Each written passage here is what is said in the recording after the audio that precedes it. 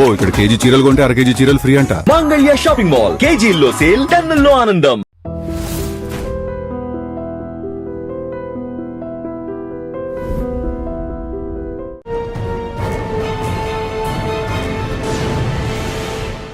Sir senior దగ్గర చేస్తున్నప్పుడు మీరు ఫస్ట్ కేసు ఏం తీసుకున్నారండి? Bail argument. సీనియర్ దగ్గర చేసేటప్పటికంటే మీరు నవ్వుతారేమో, ఒక కోడి దొంగతనం కేసు చేశాను. ఎక్కడో తీసుకొచ్చి రికవరీ చేసి చూపించారు. ఆ కోడి, పోయిన కోడి, దొరికిన కోడి ఒకటే గ్యారెంటీ ఏంటి? అదే మన డిఫెన్స్. అవునా? జనరల్గా అప్పట్లో ఎలాగుండేదంటే అడ్వకేట్కి ఇప్పుడున్న పరిస్థితుల్లో నెలకు ఒక 5,000 స్టైఫండ్ అటువంటి పరిస్థితులు, మీరు ఆ కష్టాలు ఏ విధంగా ఎదుర్కొన్నారు? మీరు 1970s చూసుకుంటే అప్పుడు ఈ అడ్వకేట్స్ అనేవాళ్ళు కొంత వెల్ టు డూ ఫ్యామిలీస్ నుంచి వచ్చారు. మనం బతుకుతూ మన చేతనైనంతలో మనం సొసైటీకి ఎంతో కొంత సర్వీస్ చేయాలి. గతంలో 90s ఆ టైంలో చూస్తే రాత్రి 12 గంటల వరకు జూనియర్స్ సీనియర్ ఆదురు ఉండేవారు. మీరు ఎన్ని గంటలు ఉండేవారు? ఇప్పుడు ఒక సీనియర్ దగ్గర మనము లా కాలేజ్ నుంచి రాగానే జాయిన్ కావడం వల్ల ఏమిటంటే,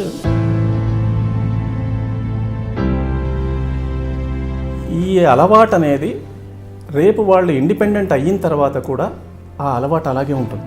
ఇది పెద్ద క్రైమ్ అండి, నార్కోటిక్స్ ఇది. కానీ అరెస్ట్ చేస్తారు, రికవరీ చూపిస్తారు, హడావుడి ఉంటుంది. తర్వాత ఫైనల్కి వచ్చేస్తే కేసు ఎక్కితే లేకపోతుంది.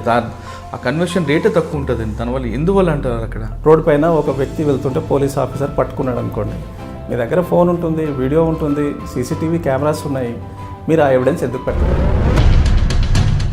ఎవిడెన్స్ పెట్టట్లేరు అని అంటే మీరు ఏ విధంగానైతే అరెస్ట్ చేసినామని చెప్పి అంటున్నామో అది నమ్మశక్యంగా లేదు. సార్ కొన్ని కేసుల్లో నేరస్తుడు మీ దగ్గరకు వచ్చి క్షణికావసరం చేస్తారు, నేను చేశాను కానీ నన్ను కాపాడండి.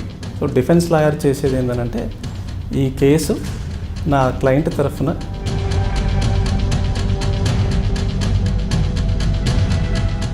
అంతవరకే డిఫెన్స్ లాయర్ చేసే పని. పీడీ యాక్ట్ అనేది ఎవరి మీద పెడుతుంటారు? పీడీ యాక్ట్ అనేది ఇప్పుడు చాలా బ్రాంచెస్ని ఇంక్లూడ్ చేశారండి. గూండా యాక్ట్ అని, బూట్ లెగ్గర్స్ అని, స్ప్యూరియస్ సీడ్స్ అని, ఫర్టిలైజర్స్ అని. పబ్లిక్ ఆర్డర్ డిస్టర్బ్ అయినప్పుడు మాత్రమే పీడీ యాక్ట్ని యూజ్ చేయాలి. అది వాళ్ళు ఏమంటారంటే, కొంతమంది ఆఫీసర్లు, కమిషనర్లు, పొలిటీషియన్స్ చెప్తారు పీడీ వేయండి అని. ఇక్కడ ఛార్జ్ షీట్ వేసాడు మాకు 50,000 1,00,000 రూపాయల వరకు అవుతుంటాయి, ఎవడిస్తాడు ఎవరు కదా అంటున్నారు. It is better for them to answer. అది వాళ్ళే ఆన్సర్ చేయాలి. సార్ జనరల్గా కొంతమంది అడ్వకేట్లు ప్రొఫెషనల్గా ఉంటారు, సర్వీస్ మోటివ్ ఉంటారు, కమర్షియల్గా ఉంటారు. కానీ కొంతమంది వేరే ట్రాక్లోకి వెళ్ళడం, క్రిమినల్స్తో చేతులు కలపడం చేయడం, వాళ్ళు సెటిల్మెంట్ చేయడం చేస్తుంటారు. ఎందువల్ల అంటారండి? అంటే ఒక సింపుల్ విషయం చెప్తానండి, నేరం చేయకంటే ముందు నేరస్తునికి సహాయం చేస్తే అడ్వకేట్ది కూడా తప్పే. Welcome to crime diaries. ఈ వారం మన గెస్ట్ పబ్లిక్ ప్రాసిక్యూటర్లకి ఆర్గ్యుమెంట్లో టఫ్ ఫైట్ ఇస్తున్న డిఫెన్స్ అడ్వకేట్. పేరు ఎల్ హరీష్ గారు, క్రిమినల్ అడ్వకేట్, రంగారెడ్డి జిల్లా కోర్టు. ఎక్కడైనా సరే పోక్సో కేసు అవ్వచ్చు, 302 కానీ, 306లో కానీ, లేదా 304B కానీ, ఏ కేసులో అయినా సరే పబ్లిక్ ప్రాసిక్యూటర్కి ఆర్గ్యుమెంట్లో టఫ్ ఫైట్ వచ్చిందా అంటే హరీష్ గారు ఉంటే ఖచ్చితంగా టఫ్ ఫైట్ ఉంటుంది అంటారు. సాధారణంగా మిగతా వాళ్ళు చెప్పే మాట కాకుండా రంగారెడ్డి జిల్లా పనిచేస్తున్న, కోర్టులో పనిచేస్తున్న పబ్లిక్ ప్రాసిక్యూటర్లు అనుకుంటున్న మాట ఇది. అక్కడికి హరీష్ గారు వచ్చారంటే కొంచెం ఫైట్ గట్టిగా ఉంటుంది, క్లయింట్ తరపున మనం కొంచెం ఎక్కువ ప్రిపరేషన్ తీసుకోవాలి అని భావించే వ్యక్తి. అంటే ఆయన కూడా పబ్లిక్ ప్రాసిక్యూటర్ ఎవరున్నా ఆయన ఆ కేసు స్టడీ చేసి ఖచ్చితంగా ప్రిపరేషన్ తీసుకొని హోంవర్క్ చేసిన తర్వాతే వెళ్తారు. ఆ కేసులో ఎక్కడ తన క్లయింట్కి చట్ట పరిధిలో ఎంతవరకు చేయాలో అని పూర్తిగా సూక్ష్మంగా చదివిన తర్వాత ఆ కేసు మీద స్టడీ చేసి అప్పుడు ఆయన ఆర్గ్యుమెంట్ చేస్తారు. అందువల్ల ఏమో పబ్లిక్ ప్రాసిక్యూటర్ ఒకసారి హరీష్ గారు వచ్చారంటే 1-2 సార్లు వాళ్ళు కూడా ప్రిపరేషన్ తీసుకుంటారు. జనరల్గా పబ్లిక్ ప్రాసిక్యూటర్లు నాకు ఎక్కువగా టఫ్ ఇస్తున్న డిఫెన్స్ సర్టిఫికేట్ ఎవరు అనే పేరు చెప్తున్న హరీష్ గారే ఈ వారం మన గెస్ట్. ఆయన అడిగి చట్ట పరిధిలో తన క్లయింట్కి ఏ విధంగా కాపాడతారు, అంటే నేరం చేశాడని తెలిసి కూడా అతన్ని ఏ విధంగా మనం బయటపడాలని ఆలోచిస్తారా, లేదా కేవలం ప్రొఫెషనల్గానే చూస్తారా, ఏ మేరకు ప్రిపరేషన్ తీసుకుంటారు, ఒక కేసు ఆర్గ్యుమెంట్ చేసేటప్పుడు ఎంత హోంవర్క్ చేస్తారనే విషయాల్ని హరీష్ గారిని తెలుసుకుందాం. హరీష్ గారు నమస్తే అండి. నమస్తే అండి. హరీష్ గారు, ఈ మధ్యకాలంలో పబ్లిక్ ప్రాసిక్యూటర్ ఎక్కువగా మీ పేరు చెప్తుంటారండి. మాకు పోక్సో కేసు అవ్వచ్చు, 376లో అవ్వచ్చు, 302 ఏ కేసులో హరీష్ వ్యక్తి వస్తే కొంచెం టఫ్ ఫైట్ ఉంటుంది. మిగతా వాళ్ళంటే ఉంటారు, కానీ హరీష్ అనేది కొంచెం ఎక్కువ టఫ్ ఫైట్ ఇస్తుంటారు, అని వర్క్ ఎక్కువ చేస్తుంటారు అని చెప్తుంటారు. అంటే మీరు డిఫెన్స్ కొంచెం గట్టిగా ఫైట్ ఉంటుంది అనేది వాళ్ళ అభిప్రాయం. అయితే మీరు కొన్ని కేసుల్లో తీసుకుంటే ఎక్కడ చిన్న వీక్ పాయింట్ ఉన్నా, టెక్నికల్ ఇష్యూ ఉన్నా మీరు పట్టుకోవడం, వాళ్ళకి ఆర్గ్యుమెంట్ చేయడం, ఈవెన్ డిఎన్ఏ మీద కూడా మీరు ఎక్కువగా ఫైట్ చేయడం చేస్తుంటారు. అంటే నేరస్తుడు అని మీకు తెలిసిన మీ క్లయింట్ అంటే చట్ట పరిధిలో అతను ఎంతవరకు చేయాలి అని మనకు చట్టం దీంట్లో వెళ్ళే ఉద్దేశంతో వెళ్తారు తప్ప ఆయన్ని ఇండిపెండెంట్గా కవర్ చేయాలని ఇంటెన్షన్ మీకు అది కనపట్లేదు. ఒక కేసులో మీరు ఆర్గ్యుమెంట్కి వెళ్ళేటప్పుడు మీ దగ్గర ఒక క్లయింట్ వచ్చారు, ఆ క్లయింట్ కేస్ స్టడీ మీకు వచ్చిన తర్వాత ఏ విధంగా మీరు వర్కౌట్ చేస్తారు, ఆర్గ్యుమెంట్కి వెళ్ళేటప్పుడు ఎంత హోంవర్క్ చేస్తారు, వెళ్ళిన తర్వాత ఆ కేసు అన్ని కేసుల్లో అక్విట్ అవ్వాలని కోరుకుంటారు, కానీ కొన్ని కేసుల కన్విక్షన్ వచ్చినప్పుడు మీ ఫీలింగ్స్ ఏంటి, అక్విడల్ వచ్చినప్పుడు మీ హ్యాపీనెస్ ఉంటుందా, లేదు రెండు ఒకటే నా ప్రొఫెషనల్ మీరు ఎంతవరకు చేయాలని చేశారు అనుకుంటారా?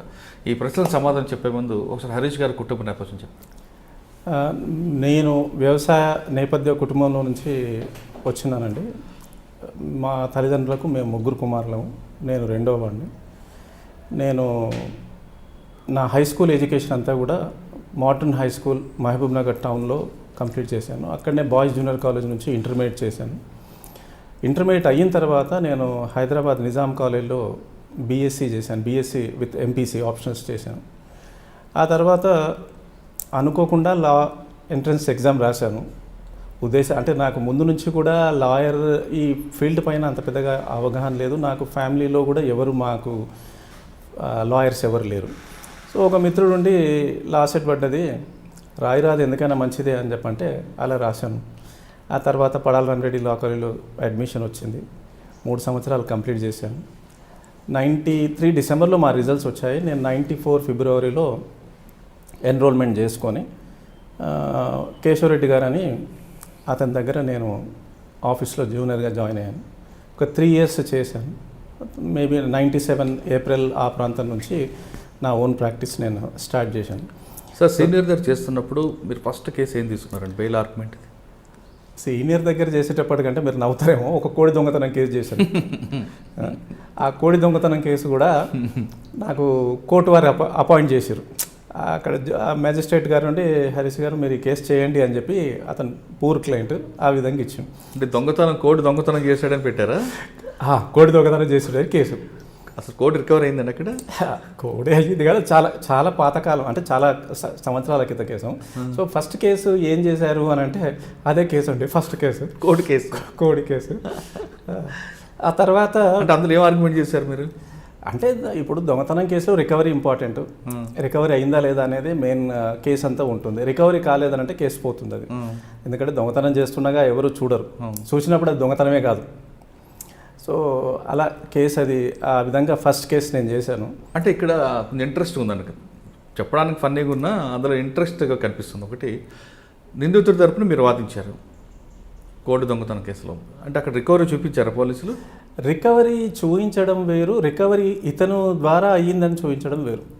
రికవరీ చూపిస్తారు, ఆ కేసు అనే కాదు ఏ కేసులో అయినా రికవరీ లేకపోతే రికవరీ చేశారా? రికవరీ చేసిండ్రు, కానీ ఇతని దగ్గర నుంచి రికవరీ చేయలేదని మనం కేసు చేస్తాం. ఓకే సార్, ఇప్పుడు ఒకవేళ ఇక్కడ మీరు చెప్పిన క్లయింట్ ద్వారా రికవరీ చేయలేదు అనుకుందాం, ఎక్కడో తీసుకొచ్చి రికవరీ చేసి చూపించారు, ఆ కోడి పోయిన కోడి దొరికిన కోడి ఒకటే గ్యారెంటీ ఏంటి? అది అదే మన డిఫెన్స్. అవునా? అదే డిఫెన్స్. అక్కడ పోయింది అని ఏదైతే కంప్లైంట్ ఇచ్చిండ్రో అది ఇది కాదు, లేదా ఇతను మీరు అరెస్ట్ చేసిన తర్వాత ఒప్పుకుని చూపిస్తే రికవర్ అయిన కేసు అది కోడి కాదు అన్నట్టుగా మన లైన్ ఆఫ్ డిఫెన్స్ ఉంటుంది. అంటే జనరల్గా ప్రాపర్టీ అఫెన్సెస్లో మెయిన్గా రికవరీ మీదనే కేసు ఉంటుందండి. ఒకవేళ రికవరీ ప్రూవ్ చేయకపోతే పోలీస్ కేసు పోతుంది. సార్, ఇప్పుడు ఆ కేసు పోయింది అనుకుందాం అండి, కానీ జనరల్ కొంచెం ఇండెప్త్కి వెళ్తే ఒకవేళ నిజంగా కోడి రికవర్ చేశారు, మీరు ఇప్పుడు ఆర్గ్యుమెంట్ ఏం చేస్తారు? ఆ కోడి ఈ కోడి ఒకటి కాదంటారు. ఒకవేళ మీ కేసు గురించి కాదు, కొంచెం ముందుకు వెళ్తే కాదు ఎక్కడో తీసుకొచ్చి చూపించారు, అది నల్ల కోడి, ఇది ఎర్ర కోడి, లేదా ఇది నల్ల కోడి అంటారు. ఆ కోడికి పుట్టిన కోడి ఇదని కొంచెం డెప్త్కి వెళ్ళే అవకాశం ఉంటుందా, లేదా అక్కడితో ఇష్యూ క్లోజ్? అంటే ఇక్కడ ఏందనంటే పోలీస్ డిపెండ్స్ అంటే మేము అక్యూజ్ని అరెస్ట్ చేసాము, నువ్వు చేసావా అంటే ఒప్పుకున్నాడు మా దగ్గర, ఎక్కడుంది కోడి అంటే చూపించాడు అనేది ఈ లైన్స్లో ఉంటుంది ఎనీ ప్రాపర్టీ అఫెన్స్. అయితే ఇక్కడ ఏంటంటే సరే కొంత సబ్జెక్ట్ మీద చెప్పాల్సి వస్తుంది కాబట్టి చెప్తున్నాను. Confession made before A police officer is inadmissible. Right, అది ఎవిడెన్స్ యాక్ట్లోనే క్లియర్గా ఉంది. అంటే టోటల్గా అసలు అడ్మిసిబుల్ కాదు అనుకుంటూ ఫర్దర్గా వెళ్ళి ఏంటంటే దాంట్లో కొంత వెసులుబాటు కల్పించారు. ఆ వెసులుబాటు ఏంటంటే ఒకవేళ ఈ కన్ఫెస్ చేసిన వ్యక్తి కన్ఫెషన్ ద్వారా ఏదన్నా రికవరీ అయితే అక్కడ చట్టం లేదంటే if it is leading to discovery of any material fact అని అంటారు. అది 27 ఆఫ్ ఎవిడెన్స్ యాక్ట్లో ఉంది అది. సో ఈ కన్ఫెస్ చేసిన తర్వాత ఈ కన్ఫెషన్ ద్వారా ఏదన్నా రికవరీ చేసుకుంటే లేదా ఏదైనా కొత్తది కనుక డిస్కవరీ ఆఫ్ మెటీరియల్ ఫ్యాక్ట్ అన్న పదాలు యూజ్ చేసిన అక్కడ సెక్షన్లో అప్పుడు దట్ ఈస్ అడ్మిసిబుల్ అన్నట్టు. సో ఇప్పుడు ఏమైందంటే కోడి రికవర్ అయినది ఓకే, కానీ ఎక్కడి నుంచి రికవర్ అయింది, ఎవరి ద్వారా రికవర్ అయింది ఒకటేనా కాదా, సో ఇవన్నీ క్వశ్చన్స్ వస్తాయండి. సో దానిపైనే కేసు అంటే ప్రాసిక్యూషన్ వాళ్ళ కేసు ప్రూవ్ చేసినరా ఫెయిల్ అయినరా అనేది డిపెండ్ అయి ఉంటుంది. సార్ ఇప్పుడు అదే కేసులో ఒక గవర్నమెంట్ ఎంఆర్ఓ కానీ లేదంటే ఒక విఆర్ఓ సమక్షంలో రికవరీ చేశారు ఆఫ్ ద వాల్యుబుల్ అది వాళ్ళు పంచాస్ కాబట్టి అంటే మీడియేటర్స్ కాబట్టి they have to come and support. So మనం క్రాస్ ఎగ్జామినేషన్ చేసినప్పుడు వాళ్ళు కరెక్ట్గా చెప్పారా లేక ఈవెన్ తో వాళ్ళు గవర్నమెంట్ ఆఫీసర్స్ అయినప్పటికీ కూడా నిజంగానే కన్ఫెషన్ వాళ్ళ ముంగట జరిగిందా లేకపోతే ఆఫీస్లో కూర్చొని రాసుకున్నారా పంచనామా అనే దానిపైనే మేము ఎక్కువగా ఫోకస్ చేస్తాం. మా డిఫెన్సే అది.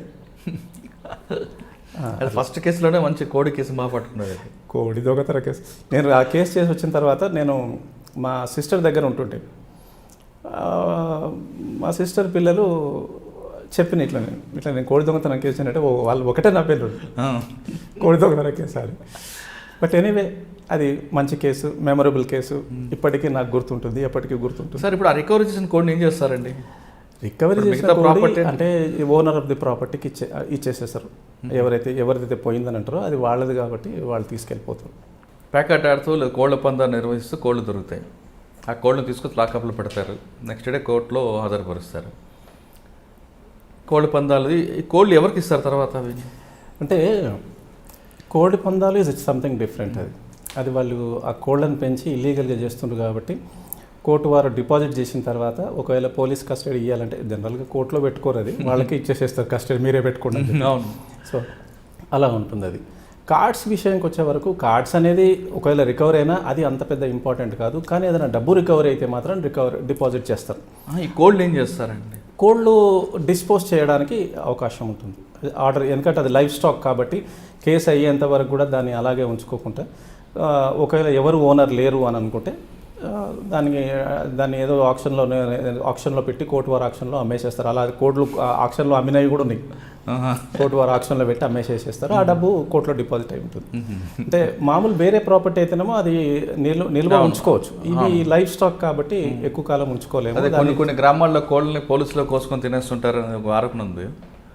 అది ఇక చెప్పలేమండి. సార్ నెక్స్ట్ మీ కోడి కేసు తర్వాత మంచి అంటే నేను ఇదేమో మా సీనియర్ దగ్గర ఉన్నప్పుడే జూనియర్షిప్ చేస్తున్నప్పుడే చేసిన కేసు ఇది. ఆ తర్వాత నేను 97 ఏప్రిల్ ఆ ప్రాంతం నుంచి నేను ఇండిపెండెంట్గా స్టార్ట్ చేశాను. అయితే ఒక మిత్రుడు నా క్లాస్మేటే ఒక మ్యాటర్ రెఫర్ చేశాను. నీకు హరీష్ నీకు ఒకటి 326 మ్యాటర్ ఉంది, ఆ పాత అడ్వకేట్ ఎందుకో మరి ఆయన వద్దన్నాడంటే అతను ఒక ఫైల్ రిటర్న్ ఇచ్చేసేసేసిండు. నువ్వు చేస్తా అంటే నేను నీకు రెఫర్ చేస్తాను అన్నాడు. అంటే సరే నేను చేస్తా అని చెప్తే ఆ క్లయింట్ రావడం జరిగింది. అయితే అప్పటికే సార్ మీరు ఒకసారి 326 కొంచెం వెళ్ళకముందు మీరు 3 సంవత్సరాలు పనిచేశారంట. జనరల్గా అప్పట్లో ఎలాగుండేదంటే అడ్వకేట్కి ఆర్థిక సమస్యలు ఎక్కువ ఉండేవండి. ఇప్పుడున్న పరిస్థితుల్లో నెలకు ఒక 5,000 స్టైఫండ్ అటువంటి పరిస్థితులు. మీరు ఆ కష్టాలు ఏ విధంగా ఎదుర్కొన్నారు? అంటే మీరు అన్నది వాస్తవమేనండి. ఇప్పుడు మీరు 1970s చూసుకుంటే అప్పుడు ఈ అడ్వకేట్స్ అనేవాళ్ళు కొంత వెల్ టు డూ ఫ్యామిలీస్ నుంచి వచ్చారు. వాళ్ళు అప్పుడు స్టైఫండ్ గురించి కూడా ఆశపడలేదు. బట్ రాను కాలంతో పాటుగా అన్ని రకాల కుటుంబాల నుంచి కూడా ప్రొఫెషన్లోకి వస్తున్నారు కాబట్టి ఈ ఆర్థిక ఇబ్బందులు అనేది స్టార్టింగ్లో ఉంటాయండి. అది ఎవరికైనా ఉంటాయి. అది సో మేము అప్పుడు వచ్చినప్పటికీ ఏంటంటే నేను మా సిస్టర్ దగ్గర ఉంటుంటే కాబట్టి నాకు అకామిడేషన్ ప్రాబ్లం లేకుండే. సో భోజనానికి కూడా నాకేం ప్రాబ్లం లేదు. నాకు ఒక మోటార్ సైకిల్ ఉంటుండే, దాని ఖర్చు వెళ్ళిపోతే సాలన్నట్టుగా ఉంటుండే. సో అంత పూర్తి ఏదో సంపాదన ఉండేది, మా సీనియర్ ఇచ్చేది, నడిచిపోయింది అది. బట్ మీరు అన్నట్టుగా ఇప్పుడు ప్రజెంట్ డే సినారియోలో కాస్ట్ ఆఫ్ లివింగ్ చాలా పెరిగిపోయింది. జూనియర్స్ కూడా ఇంటి కిరాయిలు అనుకోండి, మోటార్ సైకిల్ అనుకోండి, సెల్ ఫోన్ ఖర్చు అనుకోండి, ఇవి ఎక్కువ అయిపోయింది. So as that problem face చేస్తున్నారు. కాకపోతే ఇక్కడ జూనియర్ అనేది ఏంటంటే ఒక ఆఫీస్లో జాయిన్ అయినప్పుడు ఇట్స్ నాట్ అన్ ఎంప్లాయ్మెంట్. అవును. ఒక సీనియర్ దగ్గర ఉండి మనం నేర్చుకోవాలి, ఆ తర్వాత మనం కూడా ఇండిపెండెంట్గా వెళ్ళి ఎస్టాబ్లిష్ కావాలి అన్న దృక్పథంతో ప్రొఫెషన్లోకి రావాలి.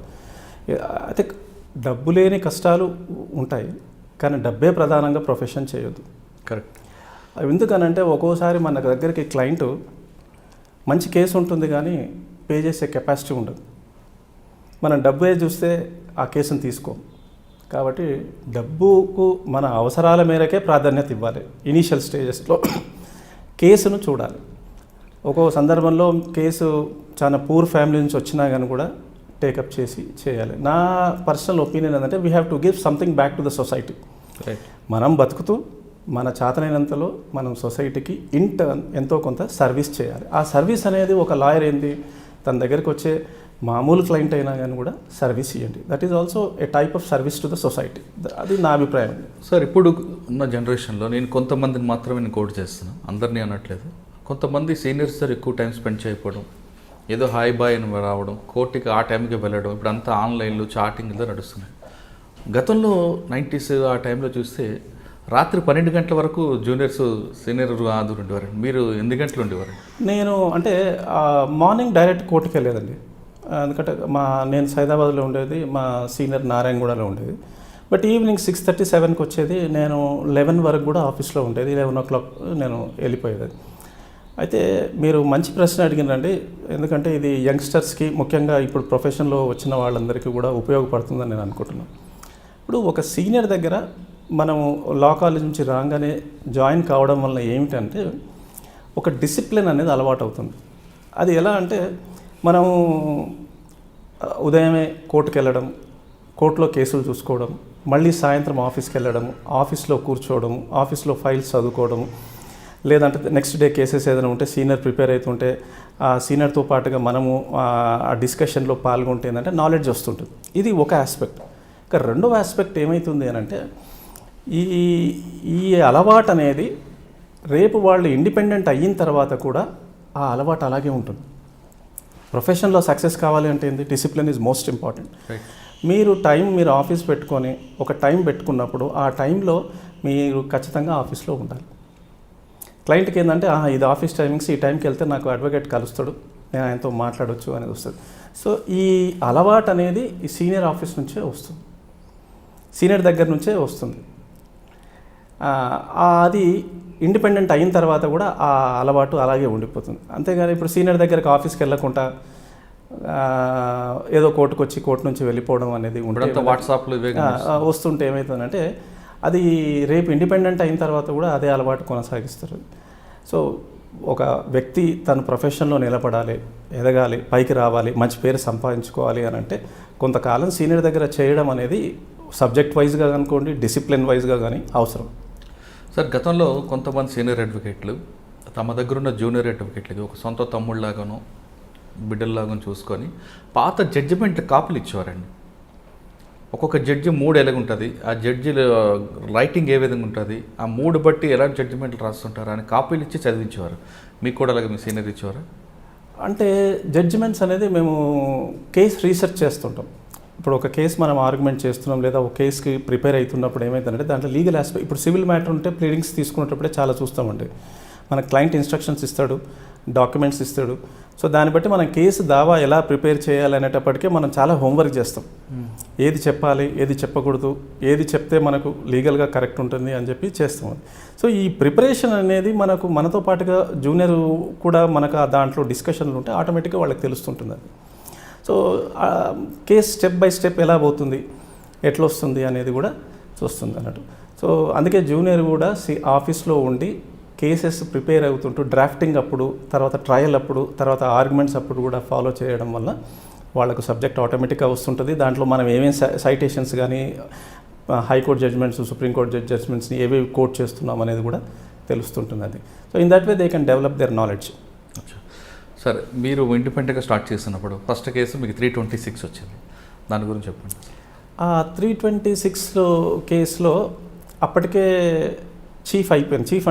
చీఫ్ అయిపోయిన తర్వాత క్రాస్ ఎగ్జామినేషన్కి అప్పటికి నేను అడ్వకేట్ని చేంజ్ చేసుకుంటున్నానండి, నాకు టైం ఇవ్వండి అంటే మ్యాజిస్ట్రేట్ గారు టైం ఇచ్చింది. ఆ సమయంలో నాకు ఆ బ్రీఫ్ వచ్చింది. సో నేను కొత్తగా ఉన్నా, అంతకుముందు ఈ టైప్ కేసెస్ చేయలేదు. అయినాక చీఫ్ చెప్పింది తీసుకొని కాపీ తీసుకొని నేను నాకంటే సీనియర్ ఒక అతను ఉండే అతని దగ్గరికి వెళ్ళి కూర్చొని చెప్పిన, సార్ ఇట్లా వచ్చింది నాకు ఫస్ట్ కేసు అని అంటే ఆయన ఇలా చూసి స్టేట్మెంట్ చదివింది. అంటే పోలీస్కి ఇచ్చిన స్టేట్మెంట్ అది. తర్వాత కోర్టులో చెప్పి అండర్లైన్ చేసిండు పెన్తో, రెడ్ లైన్తో, ఇది పోలీసులో ముంగట స్టేట్మెంట్లో చెప్పలేదండి అని పక్కకు ఒక ఓఎంఐ అంటే ఓమిషన్ అన్నట్టుగా రాసిండు. అలా ఆ చీఫ్ ఎగ్జామినేషన్లో ఎక్కడెక్కడ ఒమిషన్స్ ఉన్నాయి. ఒమిషన్స్ అంటే the witness omit to state before the police. అంటే ఇన్వెస్టిగేషన్లో ఫస్ట్ ఇన్స్టెన్స్లో సాక్షి తన స్టేట్మెంట్ పోలీస్కి ఇస్తాడు, ఇన్వెస్టిగేషన్ ఆఫీసర్కి ఇస్తాడు. తర్వాత కోర్టులోకి వచ్చినప్పుడు అది ఎప్పుడో ఇస్తుండదు. సో ఏదైతే నువ్వు కోర్టు ముంగట జడ్జి గారి ముంగట చెప్పినవో ఆ విషయాన్ని మీరు పోలీస్ స్టేట్మెంట్లో చెప్పలేదు. సో ఇట్స్ ఎన్ ఒమిషన్ అని అంటారు. అది లీగల్ ఆస్పెక్ట్. సో ఇది ఒమిషను, ఇది కాంట్రడిక్షన్ అని. కాంట్రడిక్షన్ అని అంటే ఏంటంటే అక్కడ పోలీస్కి ఇచ్చిన స్టేట్మెంట్కి ఇక్కడ కోర్టులో చెప్పిన ఆ పాయింట్కి పరస్పర విరుద్ధంగా ఉండేదాన్ని కాంట్రడిక్షన్ అని అంటారు. సో ఈ రెండు ఆస్పెక్ట్స్ నాకు చెప్పిండు అన్నట్టు. అది నాకు మైండ్లో కూర్చుంది, ఓహో ఇది ఒమిషన్, ఇది కాంట్రడిక్షన్ అని చెప్పి. సో మనం విట్నెస్ని పెడతాం, నువ్వు నా కోర్టులో చెప్పినావు, నువ్వు నీ స్టేట్మెంట్లో పోలీసులో ముంగట చెప్పలేదు అని చెప్తాం. సో అదే పాయింట్ని నేను మళ్ళీ ఇన్వెస్టిగేషన్ ఆఫీసర్ వచ్చినప్పుడు ఎవరైతే స్టేట్మెంట్ రికార్డ్ చేసిండో అతన్ని అడుగుతాను, మీకు పలానా విట్నెస్ ఈ విధంగా చెప్పలే కదా అని. అతను రికార్డ్ చూసే చెప్తాడు, అవునండి చెప్పలేదు అని. So I have learn what is meant by omission, what is meant by contradiction through that case. అది నాకు అది ఇంకా అలా నేను నేర్చుకున్నానంట. అది సబ్సిక్వెంట్గా ఆ కేసు కూడా అక్విటల్ అయింది.